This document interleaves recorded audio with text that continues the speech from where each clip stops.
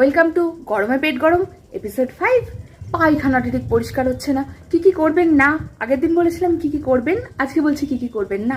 সকালবেলা উঠে যে কাজটা আপনারা করেন সেটা হচ্ছে আদা, মৌরি, জোয়ান, মেথি এইসব ভেজানো জল খান। দেখুন ওগুলো হচ্ছে মশলা, ওগুলো ওই সকালবেলা ভেজানো জল খাওয়ার জিনিস নয়। মশলা রান্নায় দিয়ে খান না, কি দরকার ওই সব করার? লিভারটা 12টা বাজছে ওই করে। আচ্ছা, এটা খুব সত্যি কথা, কেউ বলবে না, বলে দিলাম। আচ্ছা, তারপর আপনি কি করবেন না, আর একটা কথা, তারপরেই আপনার মনে হয় একটু বিড়ি খাই। বিড়িটা খাওয়াটা একটু কম করুন, আস্তে আস্তে বন্ধ করবেন। আর নেশা মুক্তির জন্য তো আমরা আছি। তার আগে দেখুন না নিজে কতটুকু করা যায়, তারপর তো আমরা রইলাম বাবা।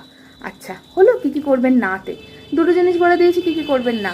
3 নম্বর, আমার জীবনে প্রচুর ফাইবার দরকার, আমি একটু ইসবগুল খেতে শুরু করে দিই নিজে অপ্রয়োজনে। আমার আবার পায়খানাটাও পরিষ্কার হয় না, মিলে গেল, ইসবগুল খেতে শুরু করে দিই। পরে এমন পাইলসের সমস্যা হবে, সার্জারি ধারার পথ থাকবে না।